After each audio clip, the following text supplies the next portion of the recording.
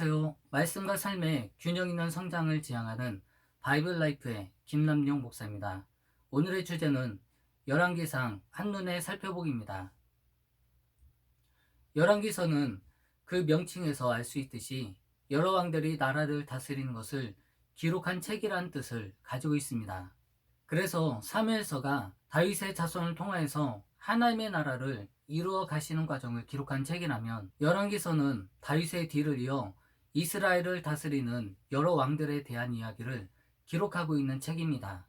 그래서 열왕기상은 다윗을 계승한 솔로몬에서부터 남북 분열 시대를 거쳐서 북왕국 아합왕의 시대까지를 다루고 있습니다. 그리고 다음 주에 살펴볼 열왕기하는 아합왕의 아들 아하시아의 시대에서부터 북왕국과 남왕국의 멸망을 다루고 있습니다. 열왕기서는 전체 22장으로 구성되어 있습니다. 그리고 이 전체적인 내용을 크게 두 부분으로 나눌 수 있습니다. 첫 번째는 다윗을 계승한 솔로몬의 통일왕국 시대이고, 두 번째는 솔로몬 사후에 남북이 나누어지는 초기 분열왕국 시대로 나눌 수 있습니다.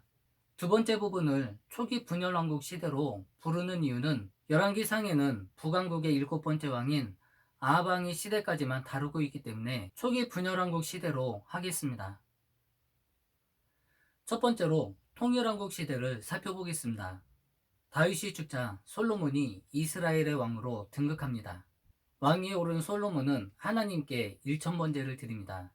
그러자 하나님께서는 솔로몬의 꿈에 찾아와 내가 네게 무엇을 주고 너는 구하라고 말씀하십니다. 이때 솔로몬은 부와 명예를 구하지 않고 백성을 다스릴 수 있는 지혜를 달라고 구하게 됩니다. 그러자 하나님께서는 솔로몬에게 지혜를 주셨을 뿐만 아니라 그가 구하지도 않은 부와 명예까지도 주셨습니다.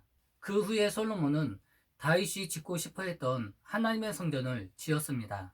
그러자 하나님께서는 솔로몬에게 두 번째 나타나셔서 다윗의 말대로 내 명령과 규례를 지키면 복을 받을 것이고 그렇지 않으면 저주를 받을 것이라고 말씀하셨습니다. 이처럼 솔로몬은 다윗이 세운 기초 위에 왕국을 더욱 든든하게 세울 수 있었고, 다윗이 이루지 못했던 하나님의 성전을 지을 수 있었을 뿐만 아니라 전무후무한 영화를 누리며 살아갔습니다. 그러나 안타깝게도 솔로몬은 죄를 짓기 시작합니다. 하나님께서 금하셨던 이방 여인과 정략적인 결혼을 하였고 그들의 우상을 섬기며 영적으로 타락하게 됩니다. 두 번째로 초기 분열왕국 시대를 살펴보겠습니다. 솔로몬은 그의 인생 말년에 우상 숭배에 빠져서 좋지 못한 결과를 맺고 죽게 됩니다. 그래서 그의 아들 르호보암이 왕으로 등극하게 되었습니다. 그런데 이때 노예로 일하고 있었던 사람들이 여로보암을 앞세워서 자신들의 노동을 줄여달라고 요청하게 됩니다. 그런데 르호보암은 그들의 요청을 거절합니다. 그래서 이 일을 계기로 이스라엘 왕국은 남과 북으로 분열하게 됩니다. 북쪽은 사마리아를 수도로 여로보암이 왕으로 등극하게 되었고, 남쪽은 르호보암이 왕으로 다스리게 되었습니다. 그리고 15장부터는 남왕국과 북왕국을 다스리는 왕들에 대한 이야기가 본격적으로 기록되어 있습니다. 특별히 열왕기서는 남왕국과 북왕국을 다스리는 왕들을 평가할 때 하나님이 보시기에 좋았는지가가 그 평가의 기준이 되었습니다. 즉, 하나님만 바라보고 말씀에 의지하며 살았는가가 그가 선한 왕이었는지 아니면 악한 왕이었는지로 평가되었던 것입니다. 북왕국 이스라엘은 약 19명의 왕들이 다스렸습니다. 그러나 안타깝게도 19명의 왕들 중에 하나님이 보시기에 좋았던 왕은 하나도 없습니다. 그 이유는 북왕국 이스라엘의 초대 왕이었던 여로보암이 잘못된 제사 행위가 온 이스라엘을 우상 숭배에 빠지게 했기 때문입니다. 반면에 남유다 왕국은 약 20여 명의 왕들이 다스렸는데 8명의 왕은 하나님의 보시기에 좋았다고 기록되어 있고 나머지 12명은 하나님의 보시기에 악한 왕이었습니다.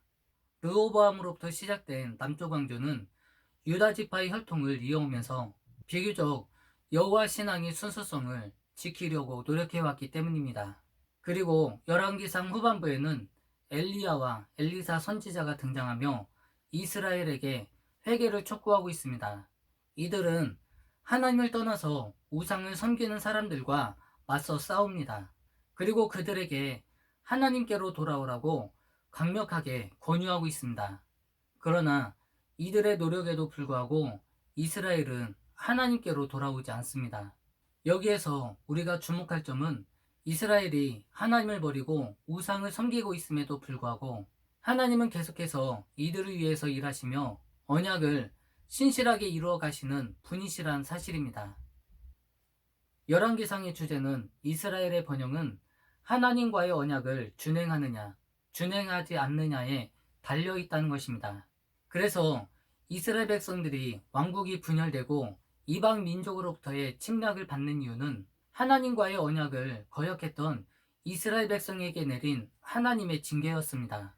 그러나 하나님께서는 이러한 심판 가운데서도 이스라엘에게 약속하신 그 언약을 이루기 위해서 그 심판을 피할 수 있는 길을 열어주셨습니다. 그리고 수많은 선지자들을 보내셔서 다시 하나님께로 돌아올 수 있는 기회를 열어주셨습니다. 그리고 오늘 우리의 삶에도 하나님의 이러한 은혜와 회복의 기회가 주어졌음을 기억하고 하나님의 말씀에 더욱 순종하며 살아갈 수 있는 우리들이 되어야 할 것입니다. 오늘의 말씀이 여러분의 신앙생활에 도움이 되셨다면 구독과 좋아요로 바이블 라이프를 응원해 주시기 바랍니다.